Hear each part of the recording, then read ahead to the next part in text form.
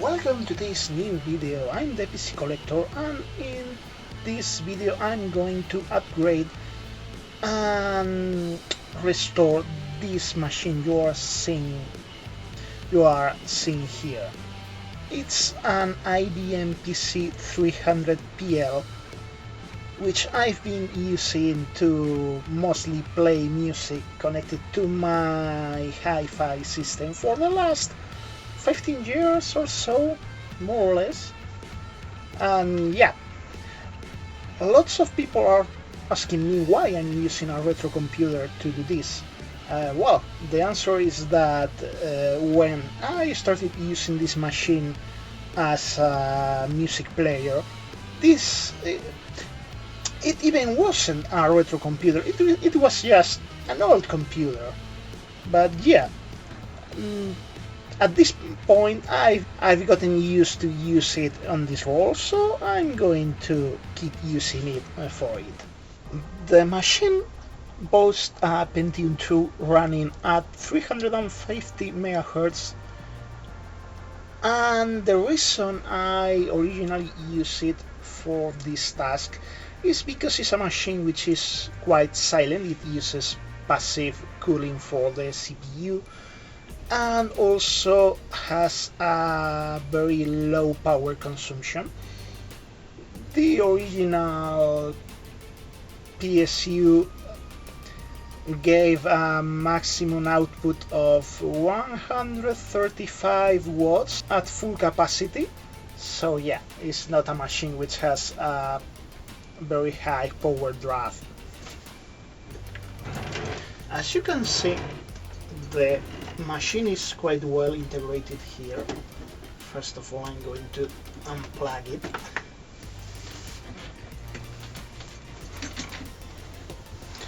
As you can see, that cable, this one, is pretty much intended so I can connect USB drives at the front, since all the USB ports are on the rear. But yeah, it's pretty much for that. Yeah, as you can see, it's quite dirty, because yeah, it has been down there for like 10 years or so, since the last time I pulled it out to check anything on it. Yeah, since the last time I replaced the PSU. First of all, I'm going to unplug the cable from here so I can remove the cover.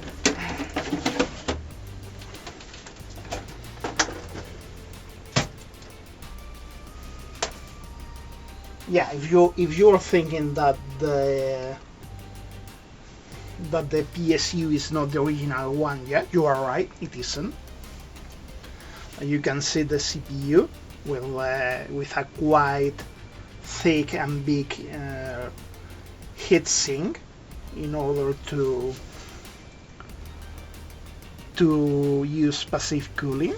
The 3 memory slots populated with a total of 256 megabytes of RAM, and the AGP slot there, apart from the rest of the expansion slots, which are in this riser here.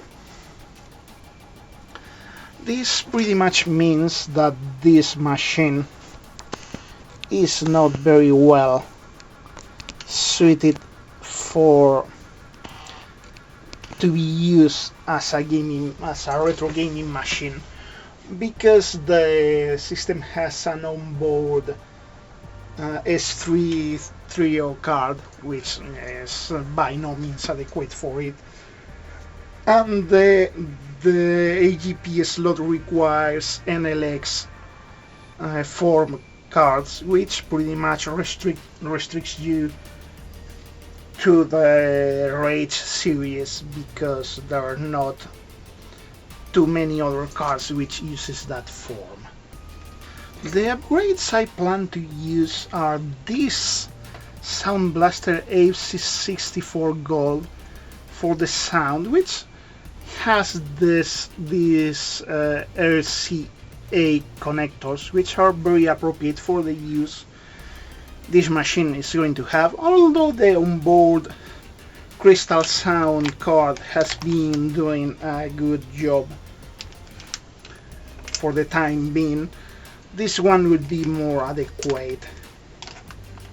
And the second upgrade I'm planning is replacing the 100 GB hard drive for a SATA 3 SSD drive, for which I'm going to use this little thing.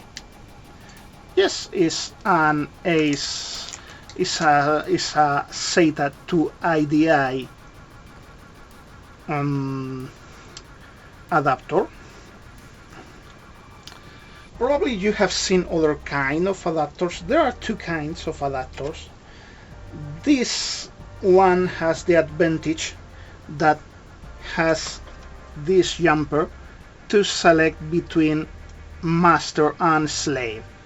Other adapters have the disadvantage that you can only use one drive per IDE channel, but with this one you can use two drives as usual, so you only need to plug it in here on the SATA port, and yes, you now have an IDE drive, at least in theory.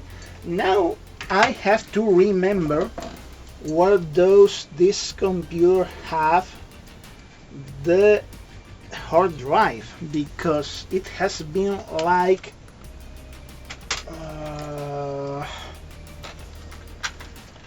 18 years since the last time I actually did this kind of tinkering on this machine.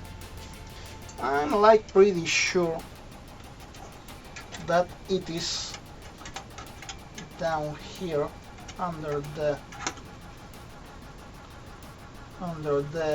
floppy drive. So it is the first part where I'm going to check. And no, there is only the floppy drive. So let's put it back in position. And so I have noticed that the drive is actually not connected. Oh yeah, I remember, because this PSU doesn't have a floppy drive power connector. So let's put this back. Then if the drive isn't here, then it has to be, yeah. Oh, it actually has two drives. But as you can see, the case is pretty well designed, and you can pretty easily get it out the way, which is nice. So let's remove this.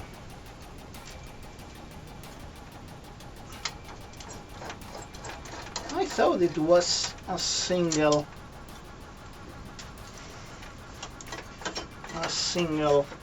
100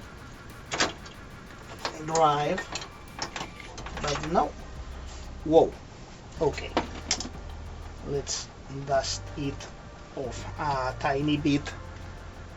Yeah, it is actually a 60 GB drive here, and yeah, it's not needed to be a math genius to recall that this one will be exactly 40 gigabyte drive. So yeah, those are the drives I have been using on this machine.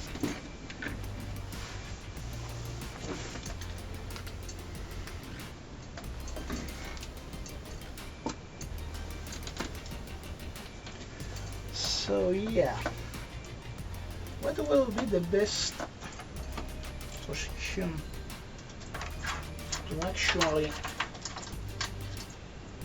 plug in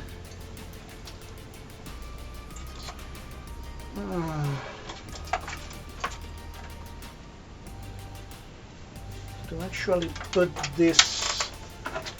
The problem for this adapter is the exposed connectors, so yeah, I have to see where I can actually put it without risk of it getting short. And yes, it seems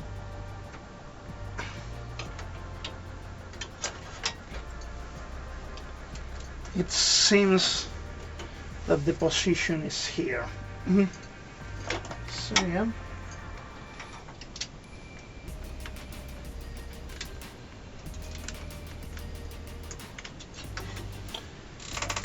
Oh, those screws are not valid for this? No.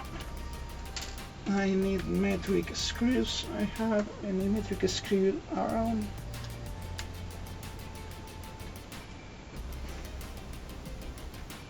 Yes, I have one which should work.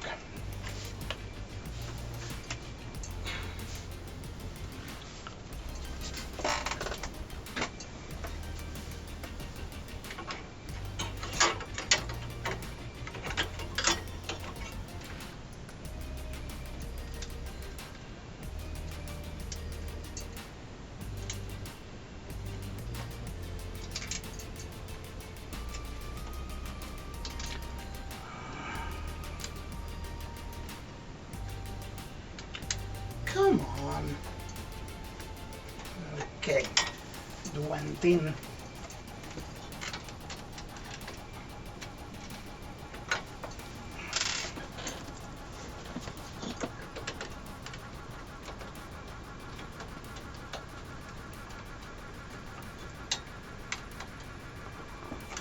Well, it's not the most firm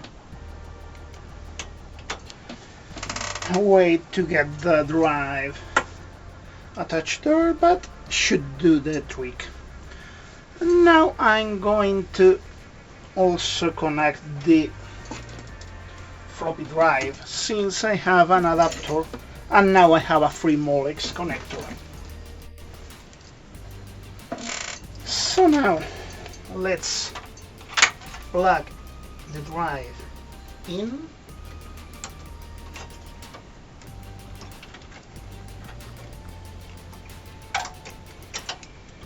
Okay,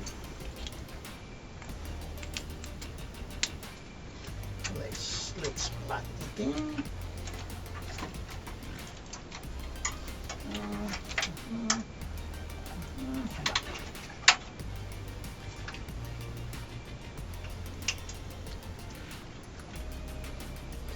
Now we just plug it in. Let's plug it to the drive. It should be okay. And now with this, I'm going to connect it here, get this through here, and hopefully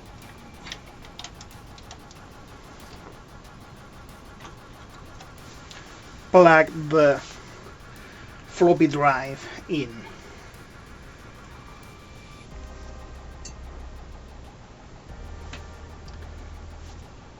So this part is done. Now we can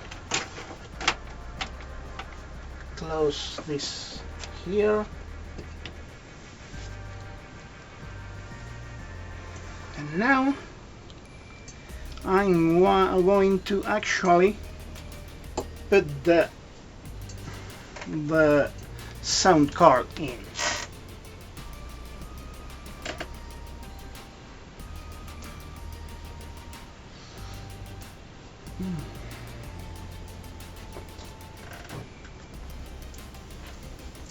So first of all, I have to remove I'm going to remove this card.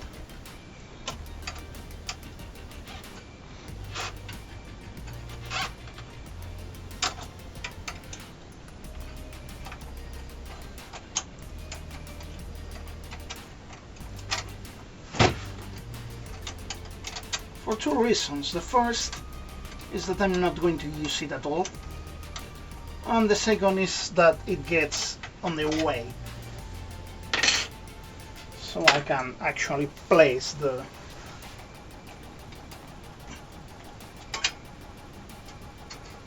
hey, wait, it's an USB card. I thought it was a network card. Oh, okay. But what the hell is... Oh, yeah. I'll remember. What is that card doing there? Okay, so that one is necessary. So I have to remove this from here.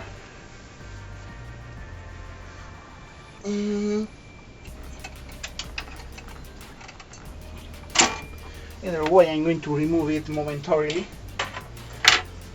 because it will be easier to place the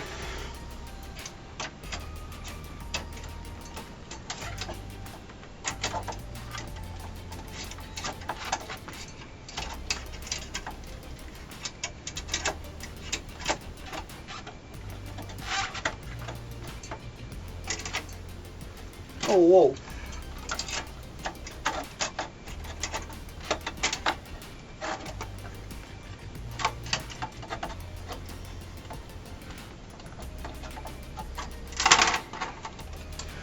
Oh, the card doesn't even fit. Okay, remember that I didn't place the card for some reason, and the reason is that the card doesn't really fit.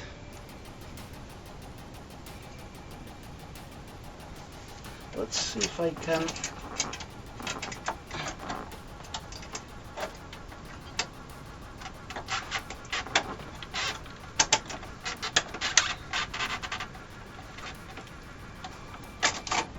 No, I can't make it. I can't put it in. Let's see if removing the CPU helps.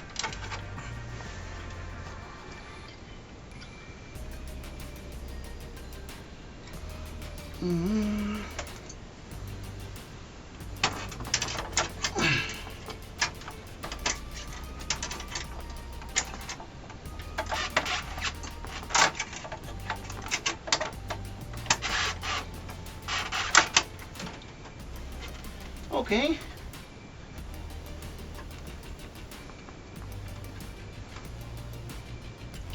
It wasn't easy, but it went in.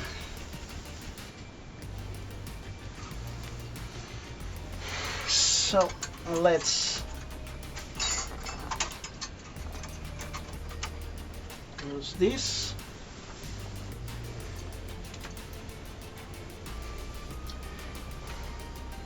Put the USB card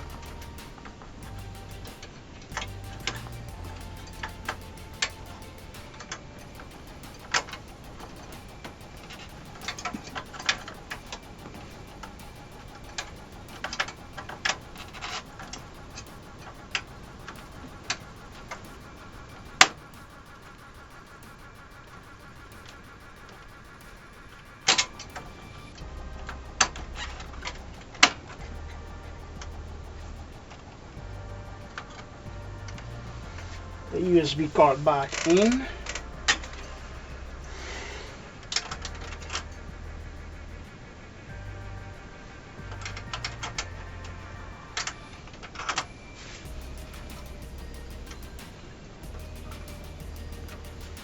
And it doesn't look like the USB card is properly plugged in.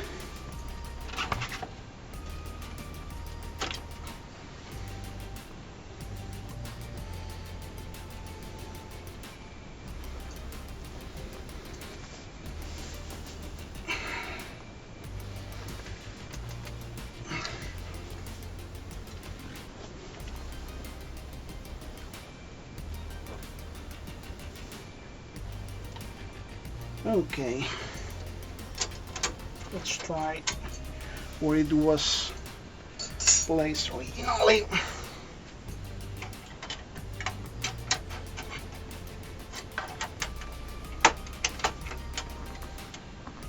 Okay.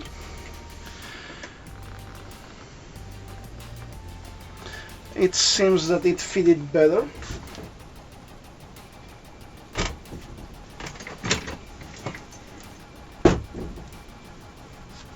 So yeah, let's cover the remaining slot. Let's place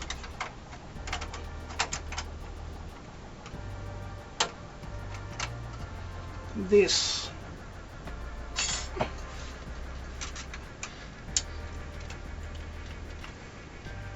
on its place as well.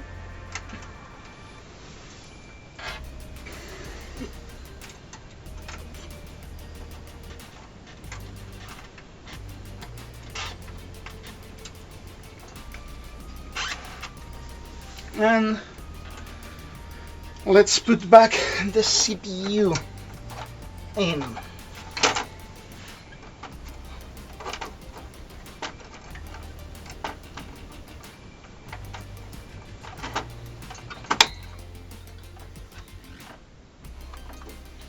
So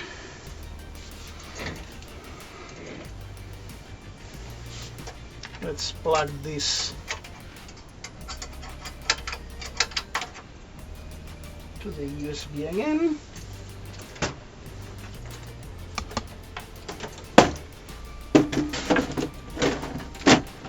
Let's put the cover.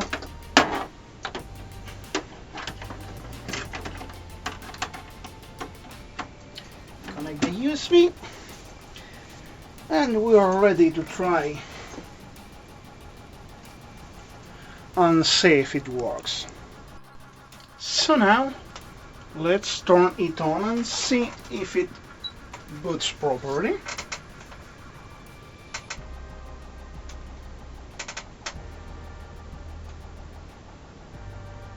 Okay, it's nice. It turned it on.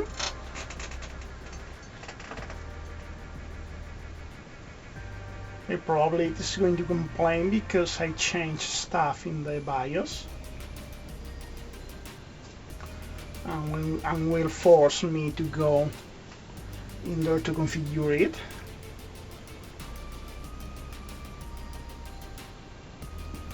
Yeah, this is what I expected.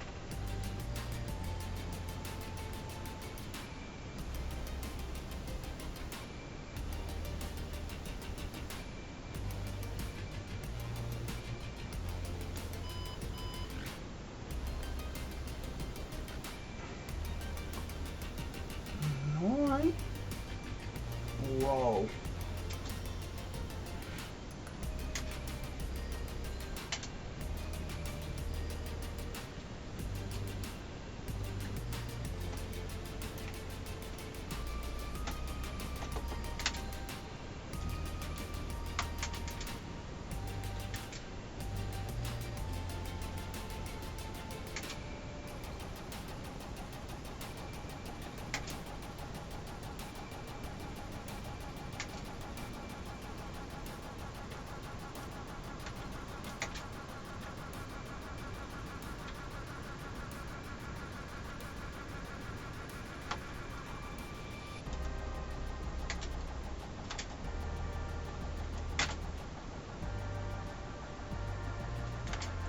Okay, let's try. It seems that I'm going to have to remove the sound card.